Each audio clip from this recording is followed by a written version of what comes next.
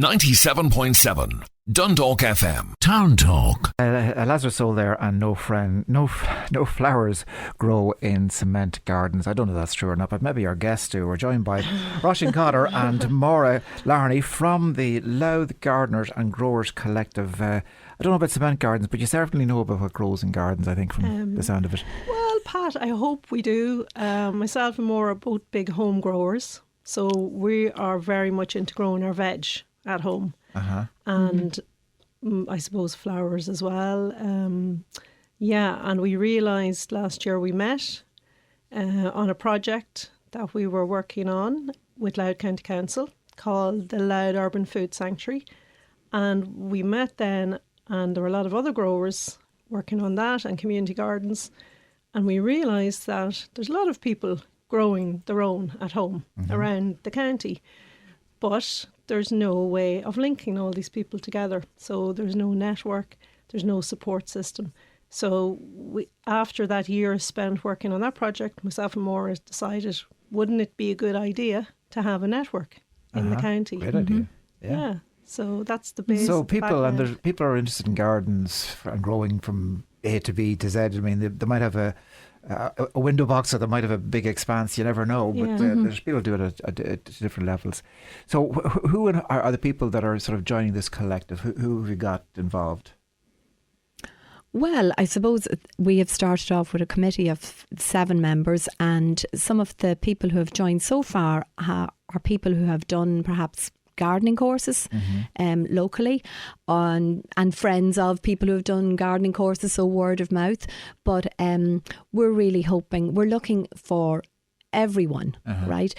People who have never grown anything, but somewhere in the back of their minds they're thinking, I would love to, ... The whole COVID thing, there was a sort of a movement where people were growing their own, basically. Did that peter out, or did it keep going? I think that kept going. I think that kept going, and the reason I say that, Pat, is because I work as a tutor for LMETB, and I do organic gardening classes. Okay. And those classes have only grown since COVID. Right. Where do they happen? So they happen through community groups. So they're the ones that run very regularly are sponsored by Cooley Connect Well. So they're running in Cooley. Omeat District Development run one. The Women's Shed in Dundalk have run one. At the moment I'm working with the Louis Parents, and I'm working up with St John of God Centre in Hilltop. So any group can apply to community education. And just to go back to you, I can see the community groups working with school. What's that like? Working with a school is brilliant. I also work in the Marist with the TYs. I have a module there, a horticulture module for the TY year, and the Marist have 2 huge polytunnels. They have a fantastic setup in there and raised beds. So we have a year-round module in there, and I have 25 lads in my class all doing horticulture. So that's brilliant from the student point of view, and working with the parents is brilliant as well. It's a different angle, you know. So there's so many people interested around the county, so many. But a lot of people, I think... I can remember when you did it in Dundalk School in Ravensdale. Yes, that's right. My kids were bringing stuff home in little pots or jars or whatever it is, and it was great fun and nurturing it, and they got really interested in it. I know. I mean, the kids in primary school just love it, love it. And they don't have the kind of hang-up of being, it's not cool, you know. But saying that, my class in the Marist are brilliant as well, and they're so interested in it, and they're so keen to get involved in all the physical stuff. They love the planting, the digging, the watering, all of that, you know. And what they did for me the other day was brilliant, because we're going to use it on Saturday now. They sorted loads of seeds that I'd saved at home, and they took all the seeds off the stalks, and it was this totally mindful activity. They were never as quiet. Standing around the table, you know. And it's absolutely the perfect time to be talking about this, because the garden's starting to grow, basically. Now is the time to get out there and prepare the ground. You're the experts. Tell us what we should be doing now in the garden. Well, I'll tell you what I'm doing at the moment. Okay. So I suppose, so I'm looking at my rhubarb is starting to shoot up out of the ground. So soon I will. Early rhubarb, I'm told, is much better and less stringy than late rhubarb. No, it's beautiful. It's beautiful. So it is. Yeah. So I'm looking forward to the first of the rhubarb. My garlic is well on the way to growing. Wild garlic in your garden? Well, I have wild garlic as well. It's kind of wild in the ditches. But I also have And growing garlic, did you just take an old clove and stick it in the ground, or what did you do? How did you grow Well, your own it's garlic? probably a little bit more than just taking an old clove and putting it in the ground. So, of course it is. But no, I would have started off with like an organic Irish grown garlic. So, but yeah, really it is taking a well-selected, well-sourced clove of garlic and are there and garden putting centres it where you into the can go ground. and get the proper stuff, or do you have to go to special places to get it? Well, Roisin might know better. But for me, I've been growing it now for a number of years, so it's my own. Saved. So you know where it came from. From year to Pat, year. I suppose myself and Maura are on the organic side of growing. So if we were buying anything to grow from scratch, I would always try and get the organic variety because everything else is already treated with a fungicide. Yes. So if you go to a normal garden centre and you buy a bag of seed potatoes or garlic or onions, they're all treated with a fungicide to stop them getting a fungus and sprouting, etc. So that's why I would use the likes of Fruit Hill Farm. They're a supplier for the organic sector. And where are they? They're in Cork. So be online. So, but we also have a supplier in near Newry now, Patch Potatoes, and they're coming to our event on Saturday, and they supply garlic and seed potatoes as well. So, but as Maura said, the beauty of growing garlic is you buy it once, you buy the proper organic untreated one, and you grow it, and then you save the best every year and you replant it. Yeah. So you have your own garlic that adapts to your conditions in Ravensdale or mine, where I live, or where Maura lives. So we have it grown in school now in the Marist, so they have their own Marist garlic that's adapting to their conditions as well. So, but I'm just thinking, if you have a small garden, garlic would be a wonderful vegetable to have in your garden because it doesn't take a huge amount of space. No. And it's magical. Yeah, and you'd be using it all year. The taste is so much better. Really. And the other problem is a lot of our, as you probably know, a lot of our fruit and veg is imported. Yes. 80-90% nearly. So most of the garlic you buy in a supermarket is come from China.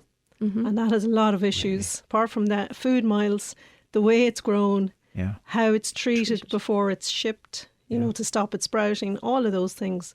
So, I mean, if you can buy organic garlic, if you can grow it yourself, that's the absolute best. If you can't, you can buy Irish garlic. Are there particular challenges in growing garlic or anything indeed organically? And you talked about the garlic you might buy is treated with fungicide. So that's to prevent disease or whatever it might be. So you're growing it yourself at home. Are there risks associated with that, or how do you prevent disease in your crop at home?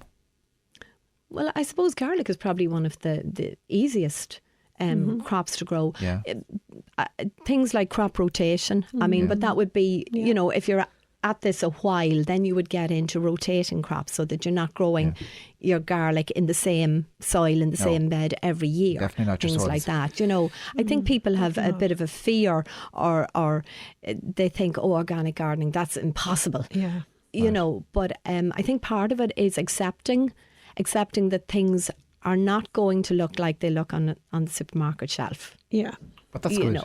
But that's good because ultimately it's the taste, isn't it? It's the taste and where it's coming from. You know the ground it's coming from, and you've nourished the ground yourself. You've nourished the ground, the crop nourishes you. Yeah. And then you get the buzz of growing your own food and taking it in and eating it that evening or whenever it is, you know. Totally. So you still got that little feeling of, oh, wow, I've actually grown this myself. It does taste better. Is that your imagination? Oh, no. Did you ever do a blind tasting and see the your stuff tastes better than the shop stuff? Yes, if you think of the supermarket, just garlic, for example, how long has it been there in transit? How long has it been in a warehouse? You know, it's probably... It could be over a year old before you eat it. No.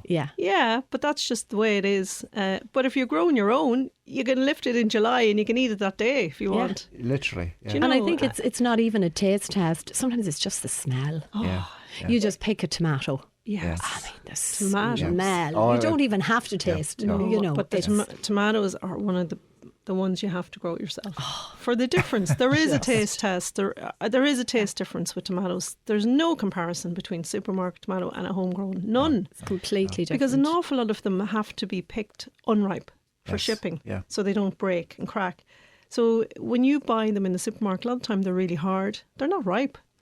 And they're actually grown in water a lot of the time as well. So they're not even grown in soil. Wow. So you don't even get the benefit of what's in the soil. It's probably water with nutrients or It additives is. or Yeah. oh, It's gosh, water yeah. with a load of nitrogen pumped into it for the tomatoes and potassium, whatever. But anyone who's ever grown a tomato plant will tell you that. So getting back to the collective that you've organised, so you're a network of people across the county who are interested in gardening and growing. Do you meet physically? Do you meet online, or how do you connect to the collective? What's the plan? Well, we're having our launch on this Saturday? This Saturday. It's only 2 days away. I had to think what day today was. We're having our launch on Saturday. So what's the launch going to consist of? What's going to happen? The launch is going to consist of, so it starts at 10:30 in the morning, and we've got some wonderful... where is it? It's in Stephenstown Pond outside Knockbridge. Yeah. So it's pretty central for people throughout the county. So starting at 10:30, we will have people with stalls.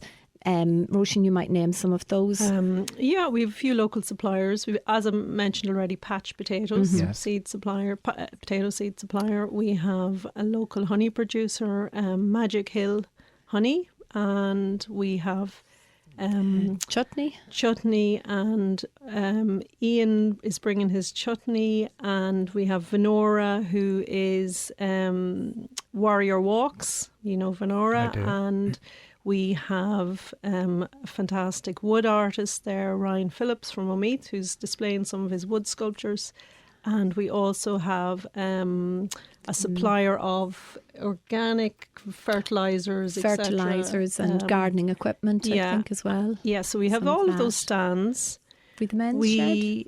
We have the men's shed as well, yes. Of course. We have the men's shed. And we have a talk at 11 o'clock. Yes. By Dominica McKevitt. And Dominica is one of our committee. So we're very lucky to have her because she's the head gardener for Ardgillan Castle. Wow. Yeah. So Dominica's doing a talk on growing your own veg at 11. And then after that talk, people will have a chance to look at the stalls and what's available. And then around 12, we're going to have a big seed sowing session in the tunnel there. And we have lots of seeds for people to sow and bring home with them. Right. Like your kids did in Delargy School. Yeah. And so they'll be bringing home all sorts of stuff on the day. And then after that, we are going to have a seed share and a book share for our members. So you can become a member on the day. So if you want to become a member, it's €10 for the year to be a member of this new collective. And then if you become a member, you can come into the seed share and the book share, and you can get as many seeds as you want, basically. I have thousands of them. Literally. Yep, Wow. literally. And take them home and sow them. Exactly, and grow your own. Grow your own. And have your own organic parsley, sunflowers, lettuce, all of those things we have seeds for. Yes. And have I forgotten something? The raffle. Oh, the And raffle, we have yes, lovely prizes. lots of prizes. A lot of in the people have raffle. given us beautiful prizes. We have lovely organic compost. We have tools. We have all sorts of different bits and bobs in the raffle as well at 1:30. So it's a chance for everyone to come along, find out a wee bit more about the collective, talk to other gardeners, because a lot of the people coming are all grown food at home. Just a nice sociable kind of morning, and, you know, chat to each other and connect. And connect to us as well, and take it from there then, I So suppose. it could be the start of a lot of things for people if they turn up and get involved with the collective, get their seeds, get their seeds. fertiliser, whatever it is that they need, and off they go. Yeah. And then they've got what I would call a help group almost to fall That's back it. on where they need That's it. advice. And maybe a wee bit of motivation to start them off, you know, because sometimes that's the hardest thing. You might like to try it, but you're kind of at a loss as to where to start. And you talked about when you were, was it in the Maris, with the students were sorting the seeds or whatever, it was almost mindfulness. It is, When you're out in the garden, can you describe the experience of what gardening is for you? Because there's physical work involved as well as admiring the results of your work. But what's it like physically doing it? And where do you go when you're in that garden? Well, we're both smiling. I mean, I'm laughing at the question. I'm thinking, how do I... Very good question, actually. Very good question. Yeah, it just... I just go out and it just makes me so joyful. It really does. Like I personally, I get a great buzz out of putting something into the ground and seeing it actually coming up out of the ground. There's something growing here. It's almost the child in me comes alive again. It's like, look, it's growing. And it's amazing really, because sometimes you'll do everything right by the book and it doesn't grow. And that's actually great, because it has taught me, do you know what? That's okay. You know, I have to learn from this and, you know, apply, you know, learn and move on and do it differently. So you can apply that to your life then as well, can't sure you? can, You know? yeah. But then the buzz of just something coming up out of the ground, like, and even we'll say, I know we're talking here a lot about food, but to me the food as well is feeding everything else that grows around me. So if I have snowdrops and I put some bulbs in the ground, and then the following January you see these bulbs coming up. Forever. And they're just, and as you say, forever, they're there after us, you know. And then you see like a bee out foraging, you know, the depths of winter, but they're, you know, just out looking for early nectar, and they see these snowdrops. And there's just such a connection there as well, isn't there? You know, it really connects you. I think it connects me to myself, and That's it connects me to the ground. You know, the ground and then the seasons and just everything else. And it makes me appreciate that I'm not the important person in it all. You know, that I'm just one link in a much bigger chain of what's around me in the world. Russian, you're nodding away there. No, I mean, that's absolutely how I feel as well. Everything that Maura has said there, absolutely. And, you know, the resilience as well of being a gardener. You have to be resilient because there's always failure. You know, I suppose we're like gamblers. We don't discuss our failures. We only discuss the things that go well. But they always say that gardeners are the most optimistic people, because next year the sun's going to shine at the right time and the rain's going to fall. Things will always be better, you know. Yeah. Well, you've got us all enthralled now, to say the least. And the event, I suppose, the launch is happening on Saturday the 29th, this Saturday, out at Stephenstown Pond. And it's from 10:30, and you're going to have speakers and stands and lots of things there to interest gardeners, growers, or indeed those that aspire to become gardeners or growers. It's the place to be. And the collective will be there if you want to join and be part of that group, because I think it's going to inspire lots of people to become great gardeners and great growers. So thanks very much. That's Roisin and Maura from the collective. And we spoke about a song. I was going to play Pashi because I'm going to see him on Thursday night. He's in the Spirit Store on Thursday night, and he's a song called Roisin as opposed to Roisin. And but Roisin has chosen, not Roisin, she's chosen a different song. Maybe it's your association with schools, but this is a song called The Night the School Burned Down. And Pa said this song was a true story. When he was a young fella, in his wild young days, when he was still at school, himself and a friend. The friend borrowed a bottle of whiskey from his father's press, and they went down and anyhow, to cut a long story short, that's the night the school burned down, and they watched it drinking the dad's whiskey. This is Pashi and The Night the School Burned Down.